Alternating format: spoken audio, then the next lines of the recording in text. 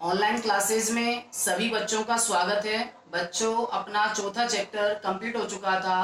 आज नया चैप्टर पांचवा स्टार्ट करते हैं।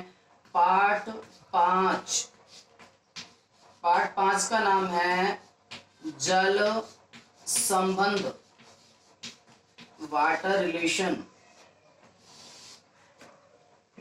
आपको पता है, जल के बारे में अच्छी तरह से जानते हो कि प्रत्येक जीव की जैविक क्रियाओं को चलाने के लिए आधार जीव जंतुओं की कोशिका का जो जीव द्रव्य होता है उसका लगभग 90% भाग जलीय पदार्थ का बना होता है। अर्थात जल एक आवश्यक माध्यम है। जल के बिना जीवन संभव नहीं है। पादपों में जल के अंदर बहुत सारी क्रियाएं होती हैं या जल के द्वारा बहुत सारी क्रियाएं होती हैं, जैसे पादप पोषक तत्व तथा अन्य खनिज पदार्थों का अवशोषण एवं का वितरण करते हैं।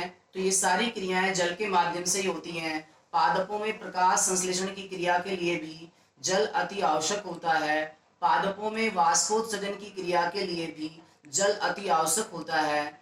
जल के अंदर और भी विशिष्ट विशेषताएं होती हैं, विशिष्ट गुण होते हैं, जैसे ध्रुवीय प्रकृति, सहसंजक असंजक बल, उच्च क्वथनांक, विशिष्ट ऊष्मा और कह सकते हैं श्रेष्ठ विलायक।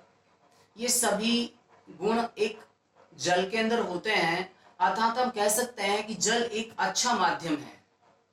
प्रत्येक जीव की कोशिका के लिए जल अति आवश्यक होता है। बताया जाता है कि जल के बिना जीवन संभव नहीं है। तो इस पार्ट में हम बहुत सारी क्रियाएं पढ़ते हैं। सबसे पहले जो क्रिया पढ़ेंगे वो है विसरण। बच्चों, आपको पता है विसरण के बारे में आप पहले भी सुन चुके हो कि पदार्थों का अपनी अधिक सांद्रता से कम सांद्रता की ओर गति करना क्या कहलाता है? विसरण कहलाता है। विसरण की क्रिया ठोस, द्रव, गैस तीनों ही माध्यमों में होती है, लेकिन देखा जाता है कि गैस के अंदर विसरण की दर सबसे अधिक होती है। जैसे हम एग्जाम्पल लेते हैं, ये बीकर है। इस बीकर के अंदर हमने KMnO4, केमिस्ट्री में आप जानते हो इसको बोलते हैं पोटेशियम पर मैग्नेट, KMnO4 के क्रिस्टल डाल दिए। अब इसमें ये क्रिस्टल इधर ही थे, एक जगह पड़े हुए थे, लेकिन जैसे ही हमने इसमें जल डाला तो ये पूरे बीकर के अंदर फैल गए। अब हम कह सकते हैं ये अधिक मात्रा से कम मात्रा की ओर पूरे पात्र के अंदर फैल गए। तो इसके अंदर कौन सी क्रिया हुई है बच्चों? विसरण। अब याद रखना है आपको कि विसरण की विशेषताएं क्या होती हैं।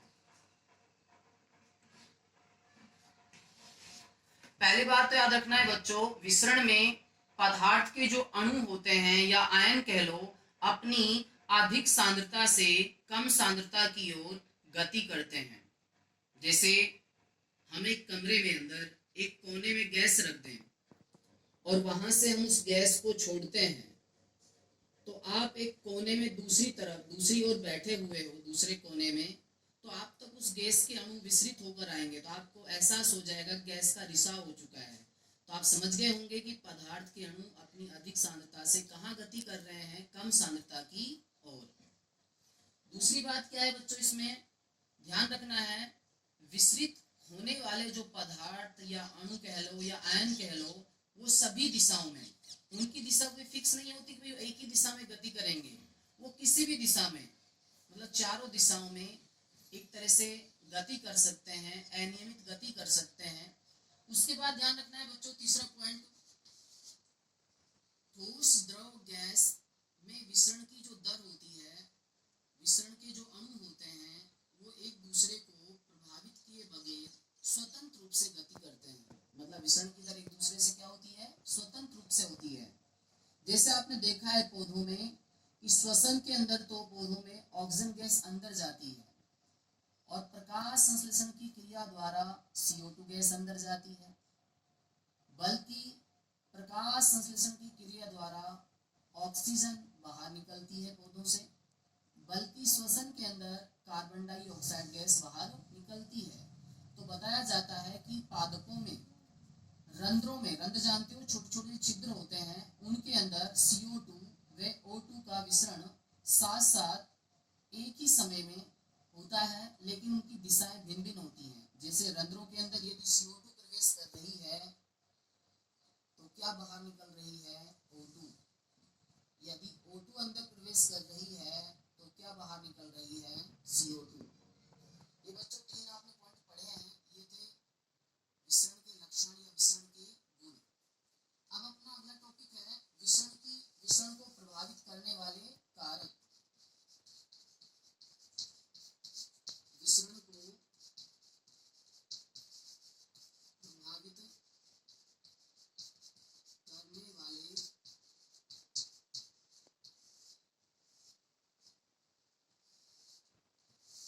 कारक ध्यान रखना है। एक तो बच्चों याद रखना है, तापमान बढ़ने पर विसरण की दर में वृद्धि होती है। जैसे आप देखते हो कि एक ठंडा पानी है, उसमें हम चीनी घोलते हैं तो घुलने में बहुत अधिक समय लगता है। यदि हम उसी पानी के अंदर चीनी डालकर उस पानी को गर्म करें तो चीनी बहुत ही जल्दी घुल जाती है।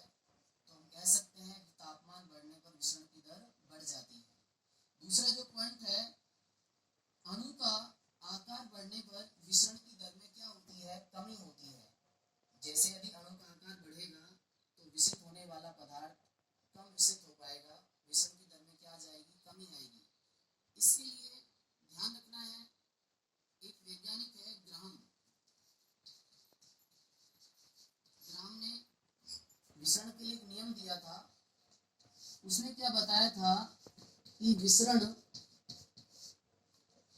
की जो दर होती है वो उत्क्रमणुपाती होती है उसके घनत्व के, वर्गमूल के घनत्व के।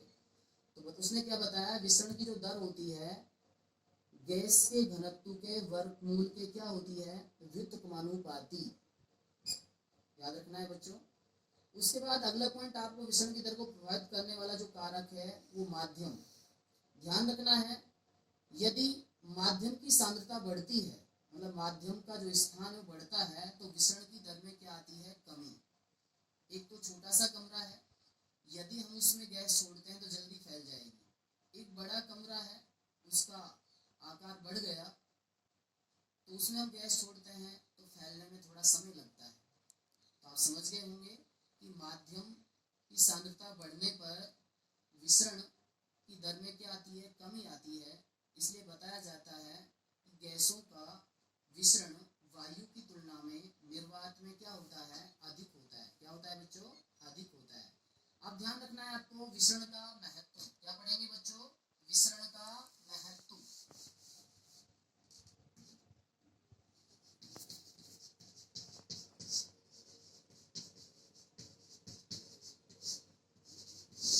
विसरण के महत्व में आपने देखा है कि पादपों के अंदर श्वसन व प्रकाश संश्लेषण की क्रियाओं में गैसों का जो विनिमय होता है, आदान प्रदान होता है, वो विसरण के द्वारा ही होता है। अभी थोड़ी देर पहले मैंने बताया था, O2 अंदर जाती है, CO2 बाहर निकलती है।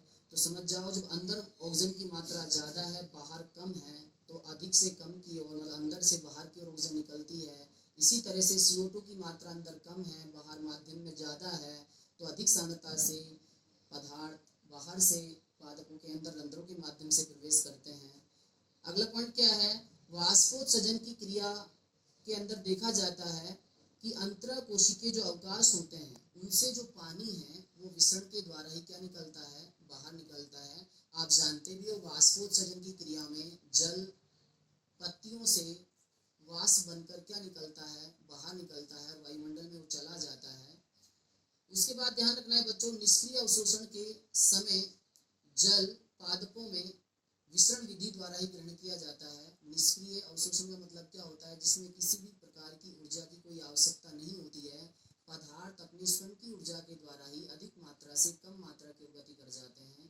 आपने देखा होगा पौधों की जड़ें नीचे होती हैं, ऐसी कोई मशीन नहीं लगी हुई है कि पादपों को जल वो मशीन नीचे से ऊपर पहुंचाए, बल्कि यह पौधा एक जगह खड़ा रहता है और लगातार नीचे से पानी को अवशोषित करता रहता है निष्क्रिय जल अवशोषण के माध्यम से। तो वो सारी क्रिया किसके माध्यम से होती है? विसरण विधि के माध्यम से। और खाद्य पदार्थों का संवहन देखा होगा, पादपों के अंदर जो पत्तियां होती हैं, पत्तियों के अंदर देखा होगा प्रकाश संश्लेषण की क्रिया द्वारा भोज्य पदार्थ ग्लूकोज बनता है, जिसे कार्बोहाइड्रेट कहते हैं। इसका जो परिवहन बनता तो कहाँ है बच्चों, ये पत्तियों में, लेकिन पत्तियों से आपने देखा होगा पौधे के प्रत्येक भाग तक ये विसरित होता है, तो वो भी विसरण विधि के माध्यम से ही जाता है। बता सकते हैं कि पत्तियों के अंदर इसकी मात्रा ज़्यादा होती है, बल्कि अन्य भागों में इसकी मात्रा कम होती है। तो पदार्थ अपनी अधिक मात्रा से कम मात्रा की ओर क्या करता है, गति करता है। तो बच्चों आज पढ़ाया है हमने क्या, विसरण। आज इतना ही काफ़ी है। इस वीडियो को आप ध्यान से देखकर सुने और इसको दिमाग में बिठाएं, याद रखें, और इसके द्वारा इससे संबंधित जो नोट्स हैं उनको अपनी फेयर कॉपी में उतारें। और मैं पहले भी क्लास में आपको बताता रहता था कि जब चैप्टर कंप्लीट हो जाता है तो उसके जस्ट बाद आप एक पन्ना छोड़ा करो, तो उसमें कोई भी टॉपिक यदि चैप्टर का रह जाता है, कोई भी यदि महत्वपूर्ण चीज़ हमें लिखानी पड़ेगी तो उस जगह हम उसको लिखवा सकते हैं। तो आप एक पन्ना अवश्य छोड़ें। Thank you.